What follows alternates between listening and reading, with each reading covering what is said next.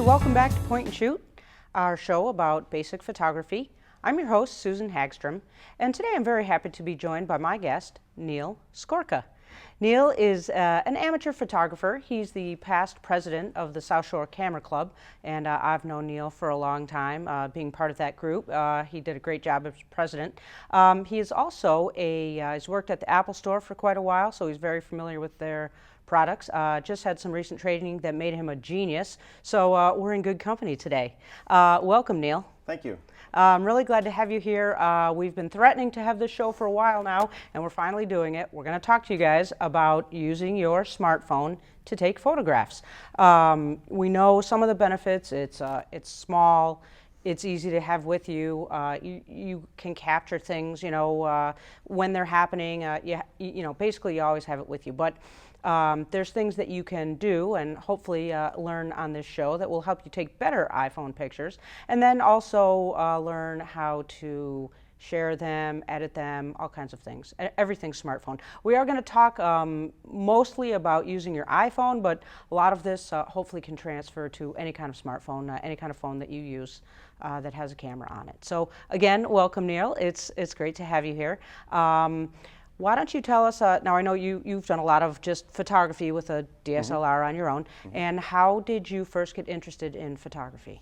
Originally when I was probably 8 or 9 years old, when the Instamatics were around and we had the little cube flashes. Dating on yourself? The top. Yes, I am. But I just love taking photos with these little not too advanced cameras. Right. And they were film, obviously. Right. Take a roll of 24 photos, send it off, and who knows what was coming back. Right. But part of it was the excitement of getting the photos back and seeing finally what the fruits of my work was.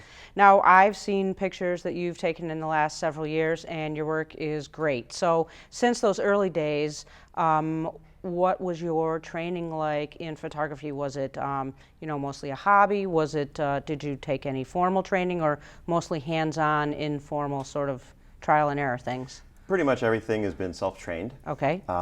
Obviously when you're 9 years old and you're taking pictures with an Instamatic, you just point and shoot. All right. But for everything else since then, a lot of what I did has been saving up for my first film SLR, which I got when I was 17, and I actually still have that camera. Oh, wow. Although I haven't used it in a long time. And then basically I've been shooting ever since then for years. Okay. And, I finally, with family, the sort of the hobby of photography kind of dropped a little bit. Right. And then I realized all I was doing was working after a while, and I said, well, what can I do to do something other than working? Okay. Brought back photography into my life, and I've been shooting ever since and working on trying to improve my skills through presentations at the Camera Club, right, through the competitions that we have, and sort of getting to know people in the greater photographic community. One thing I would like to mention, well, I haven't really talked about it too much, but since we've both been a part of that Camera Club, being part of a Camera Club, I know for me was huge. It not only getting information, but also just making you go out and make pictures, right? And that's really how you do it. So I would think, I mean, would you agree that being part of that Camera Club really has helped you hone your skills and all kinds of other progress, I'm sure, that you've made? Absolutely. Besides just hearing the presentations and the professional photographers who would come in and talk to us on Tuesday nights, going out with the group, anywhere from 6 people to 20 people to even more sometimes on a local shoot, has been invaluable, because you take your photos, you go home, you edit them, and then everybody posts them on the Facebook group or the Google group, where you can see each other's photos and learn and ask questions, and then try new things for yourself next time you go out to shoot. Exactly. So if you've been watching this show on a monthly basis and you really want to improve your photography, joining a local camera club is really a great way to do it. So now let's turn to using the smartphone, or in this case the iPhone. How long have you been involved with working at Apple? I've worked for Apple for just about 10 years now. Coming up on 10 years. Quite a while. Yeah. So you've really seen some enormous changes with the iPhone and the camera on the iPhone. Yes, it's actually been pretty amazing, going from a single camera to a front and a back camera, going from the original iPhone, which I still have, which is a 2 megapixel camera. And at that point, it was amazing on a phone.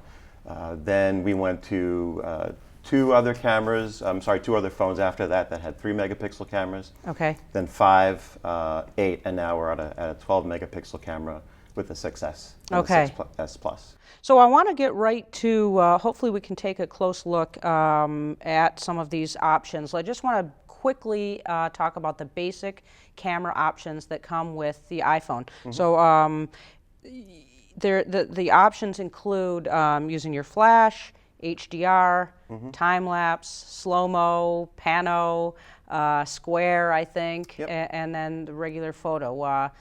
How would you tell someone to incorporate those things, or it's pretty user-friendly, right? Yeah, the hardest part for using any of those things is to actually remember that they're there. I Right. tend to just shoot the standard 2x3 Okay. rectangle, but now on the 6S and the 6S Plus, there's this option called Live Photo, Oh. where you can actually shoot a very brief moving photo, Okay. which is kind of interesting. Huh. And the pano is one of the best features, I think. So that of the stands for phone. panorama. And is that difficult to use? No, it's easy. Basically, you just hold the phone up vertically, hit the button, and pan the camera or pan Okay. the phone, and it gets a beautiful Okay. wide shot. And of course, the great thing is, if you don't like it, you can just erase it and try it again. Yep.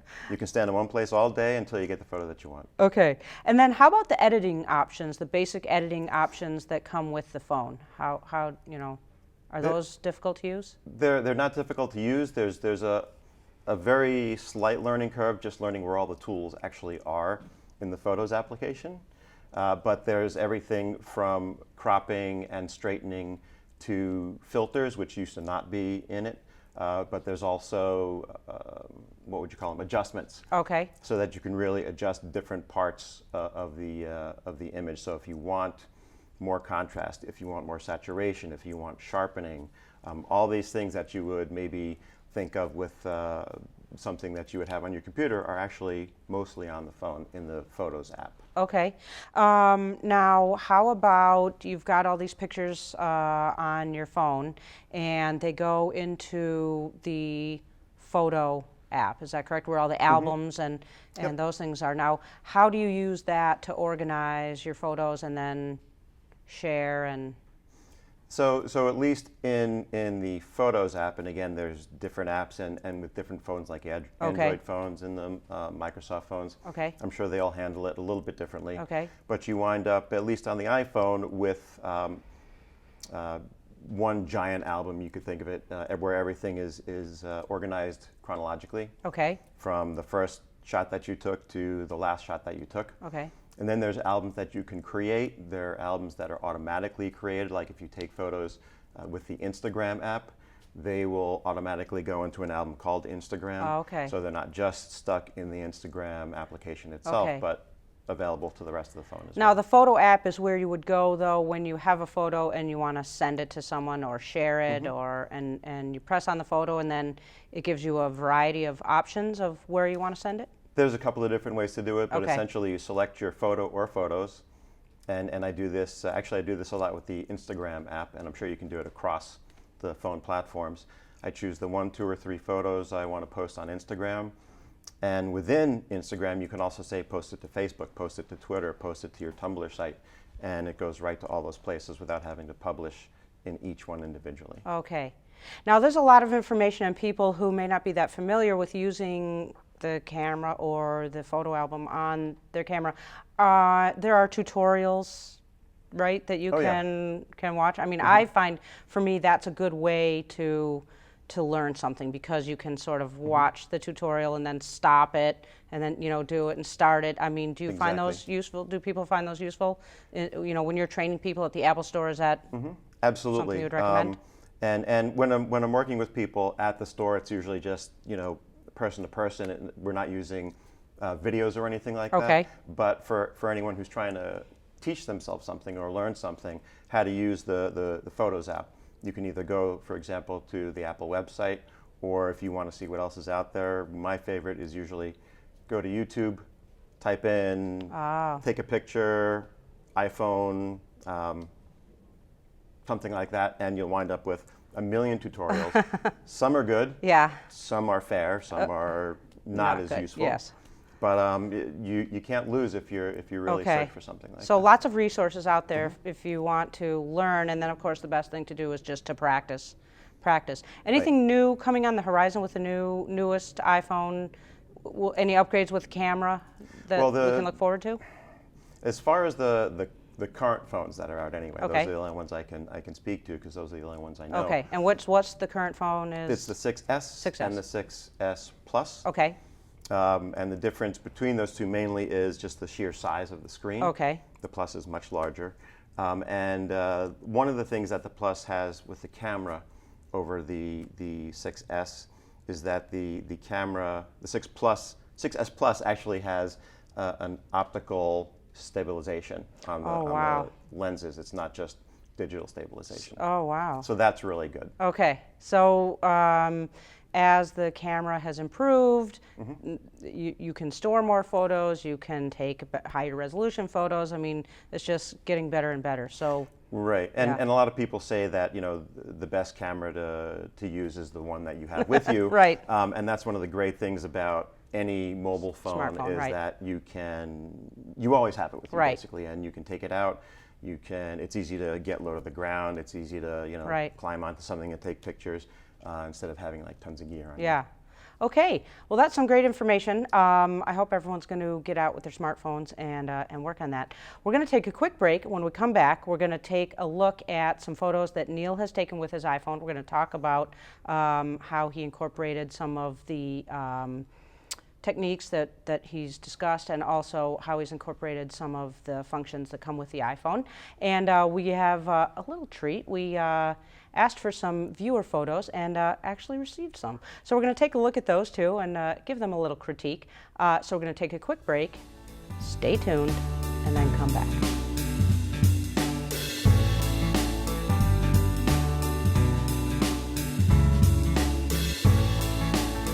Welcome back to Point and Shoot.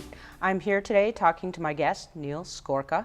We've been having a great discussion about using your smartphone, your mobile phone, to take pictures, the different functions that there are, different editing and apps galore. So we're going to continue with a closer look at some photos that Neal took with his iPhone and see how he employed some of the, things that come with it, and hopefully how he also employed some knowledge about basic photography, because all those rules or things still apply when using your smartphone. So let's take a look, and wow.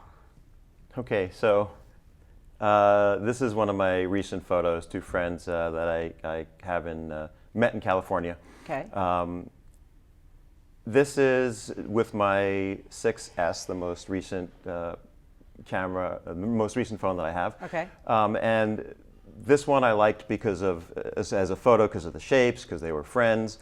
But the one thing is this, I don't think I even edited this photo at all. Wow. I just composed it. I got a little bit below their head level. Okay. And the colors just really popped in it. And this one, if you like it, it's because of the composition. It's not because of anything else I Okay. did. It's just how I framed it. So you still use the rules of composition even when using your iPhone? Absolutely. Try to fill the frame, or Yep. all kinds of different things. It's fun and it's easy to take snapshots, Yeah. and that's what it's great for, but you can also take nicely composed Yeah, shots. the colors are really pop. That's cool. Okay, this one is very poorly composed, and but the reason why I chose this one to show is because I wanted to demonstrate with the 6S and with the 6S Plus, and pretty much all the most recent iPhones is how good they are at low light. Wow. The only source of light here is the fire in the fire pit, and it illuminates it rather nicely. Yeah, no- Obviously, you can see a little motion blur Yeah, in this is the a back, question I but- have about a shot like this. Did you, I'm guessing you did not use your flash. No. I, I almost You did not use your never flash, use okay. the flash on the camera because even on my DSLR, I almost never use the flash because I just find that it's too bright for what I like in photos. so that might be a tip right there that we come back to. But Sure, That's yeah. interesting. Okay. Okay, this is also actually in California. It's Muir Woods, and these are redwoods. And again, this is barely edited, if edited at all. Basically, again, it's composition. It's how you hold the camera. Obviously, these trees are huge, and I just wanted to show the height and the sort of the massiveness of these trees. And so pointing up with the accent of the sun's rays coming through made a nice photo. Yeah, very nice. Wow. This is on. This is also on Route 1 in California, and again, no editing, and it's all composition. The colors really pop, and you can even get a sense of the motion of the water and the waves down in the lower left-hand corner. Now, is this something that you could print out? Absolutely. Pretty much any photo or any camera that's over 6 megapixels, you can print out very good, large prints. Okay. This is a 12 megapixel camera, and I could easily print out a 20 by 30 of this, if not larger. That's awesome. This is in Massachusetts, in Canton. This is Brookwood Farm. And just the other day, the foliage was turning. I knew these trees were there, these sugar maples, and my friend Larry down there, another former president of the South Shore Camera Club. This one, if I was going to edit it, again, it would be minimal. I'd crop it in a little bit from the sides, and I would maybe punch the saturation a little bit. But in essence, I'm really using my phone and the camera on the phone as just another camera. I think of all the same things I think of with my digital SLR. Nothing changes. It's just that this one I have with me all the time. Right. So, little story that goes along with this one. A couple of years ago, I went to Iceland with a bunch of camera club people, actually, and I brought all my big gear, my DSLR, my big lenses, my small lenses, my medium, everything, just a huge backpack full. Best photo of the whole trip was this one here, taken with my iPhone 5S. That's incredible. And it's, again, standard thought in photography, standard theory. It just came out beautifully, and there are definitely some issues with it, but it's still my personal favorite of the whole trip. That's awesome. This is South Shore Plaza. I chose this one to show. You don't have to go to Iceland to get great photos. No, you don't. Go right and that's to the beauty South Shore of Plaza. it. That's the beauty of it. South Shore Plaza is great because there can be wonderful clouds and wonderful sunsets there, as this one is. iPhone 5S. And the reason why I chose this one is because they can really reproduce colors nicely. This one is, where did I take this one? This one I took at the cinema in Dedham at Legacy Place. That's where it is. Again, I like the colors, and you can see there's good color separation. You have whites, you have grays, and you have really deep purples and blues on the left-hand side. I just like the lines and the structure and the pattern. And again, it's a matter of how you hold the camera, what perspective you use, and you can get pictures that you like. And that's, wow. Now, again, here, this is at night, right? And, we talk a lot about digital noise. We say sometimes in low light situations, you get a lot of noise. It's kind of a grainy look. This looks just super sharp and not noisy at all.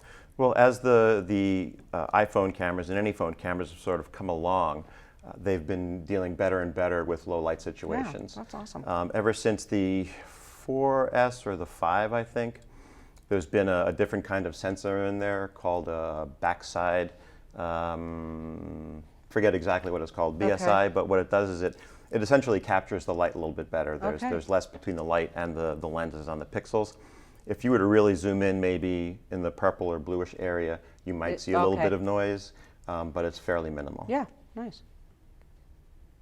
Okay, we put the word out for some viewer participation, and believe it or not, we got some. So everyone watching this, I'm sure, has hundreds and hundreds of pictures on their phone. So we solicited people for some photos, and we're going to take a quick look at what we got and just quickly talk about, what people did that might have turned out well for them with their iPhone use. So let's go ahead and take a quick look. This photo was sent in by a viewer, Robert. It was taken with a Nokia Lumina, and I know this is out in Mammoth Lakes, California. And again, I think like you're talking about, scenery, You know, you can do a wide angle type thing. I mean, this really has everything, foreground, middle ground, and background. So nice job there by Robert. Now let's take a look at the next one. Now I have to confess, this is my own photo. I did sneak this in there. This is taken right on my deck outside my house. And again, like you say, I can just be looking out and I don't have to, you know, I just have my phone with me and just grab the shot. But like you say, the colors here too, I like the reflection. I like the colors, so that's with my iPhone. Now this was sent in by a youngster, Courtney. Took this nice snapshot of her dog. She's got an iPhone, and I like a lot of things about this. I like the movement. You know, it's really dynamic. It's pretty sharp. You know, I think it's a good angle. It's got a lot going for it. So nice job there by Courtney. This photo was sent in by a fellow camera clubber. This photo was taken by Cindy, also with an iPhone. This is out in the Berkshires. You got some nice colors, and again with the tree in the foreground, some kind of grasses in the middle ground, and then nice mountains in the background. So nice job by Cindy. Okay, this photo was sent in by Mary. This was taken with Samsung Gallery Note 3. And again, wow, the sharpness, I mean, this has a lot going for it too. The dark background with the bright colors in the middle and the droplets. I mean, that's a pretty amazing photo for you know, taken with a smartphone.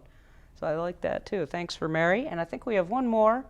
This was sent in by Paula. This was taken with a Samsung 6S. And again, I mean, the colors, this is composed, you know, nicely as well. So you've got the colors, it's almost a macro shot. I mean, that's a really close up. So the smartphones these days, I guess, are pretty smart, huh? Yep, they can do a lot. Yeah. All right, so thank you, viewers, for sending that in. We may ask for your help again. That was, you know, people are obviously out there. You're using your phones, using the cameras in the phone. So trying to help you out, taking some better pictures. We're going to take one more quick break. When we come back, we're going to review the apps that might help you with taking and editing your photos. We're going to give you a few more tips on how to take better smartphone photos. So stay tuned. We'll be right back.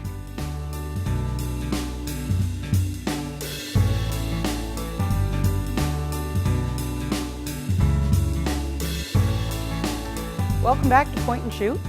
We've been talking today about iPhoneography and all kinds of smartphone photo taking here with my guest, Neal Skorka. We're going to take a closer look at the phone itself. Neal, why don't you, we're going to take a look at your phone, and he's going to actually go through the editing process. We're going to take a look at one photo and see how you would edit it. So if we... there we go. There's your phone. Okay, so we saw this photo a little earlier, and it's my friend Larry from the Camera Club walking through Brookwood Farms, and basically, nice photo as it is, but one of the first things I always look at is cropping it. So basically, I'm going to go to Edit up here in the corner, and in the upper left-hand corner here is the cropping tool, and I don't like all this white in the upper left and some of the bright in the upper right. So I'm just going to bring it in some more on the left, and I'm just dragging, and then up from the bottom, because most of that's pretty dark. Okay, and so it's giving you that nice grid with the rule of thirds there? Exactly. So now Larry's sort of more or less in the lower third. Okay. And it's still pretty nice, but I want to sort of make the colors come out a little more, so I'm going to go to the third tool down on the left, which is some of the more detailed functional tools, and I'm going to go to Color. And then there's these three little bullet points up here, and I'm going to deal with saturation, which is this one. And then basically dial this till I get the saturation that I want. Oh, wow. Okay, so it's getting, popping a little more. Obviously I can desaturate and make it black and white, which is a little strange for fall foliage, but it works, depending on what you like. So we have that, not bad. Okay, and then we have a lot of other options in there as well. But I also want to show that you have filters as well built into here. Depending on how you want it to look. If you don't like doing all that individual editing, You can touch on these and you can have it look the way you want to just with the touch of a particular icon. Wow. Okay, that one there is called, interestingly, Fade, and it's really bright. So that's kind of cool. And that's some simple editing there. Okay, and there we have it. Actually, it looks even brighter on my phone. And if I wanted to, from here, let's say I wanted to share it with Susan. Right.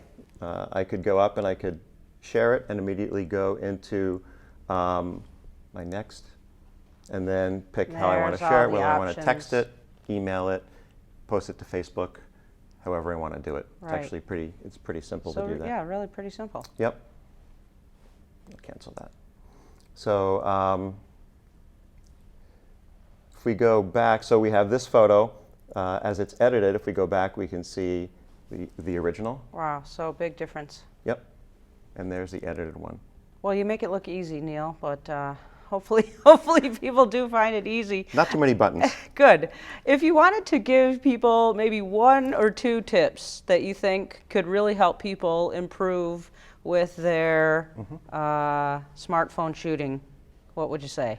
Probably the biggest one is hold your camera steady, just like anything. Good point. I would say that on the iPhone camera itself, there's a button that you can touch on the glass, but you can also use the volume buttons on the side to press it like a Okay. regular shutter. And using those volume buttons helps me stabilize the camera a little more. Okay, very There's good. a big difference between having a camera that has sort of motion blur on it and a photo that's actually really sharp. It makes a photo go from good to great. Okay. That's a big one. Okay. And the other thing, the other tip is really just get out and shoot. Right. If you're trying to improve your photography, you have to do it. Do it, and right. get people to give you some input, whether Great. they like it, they don't like it, why they like it, why they don't like it. Good. All right. Well, I think that was some great tips. Hopefully, great demonstration on editing. Hopefully, you guys learned something today. Hope you enjoyed the show. I hope you go out there and make your own photos. And what do you have to do? Point and shoot.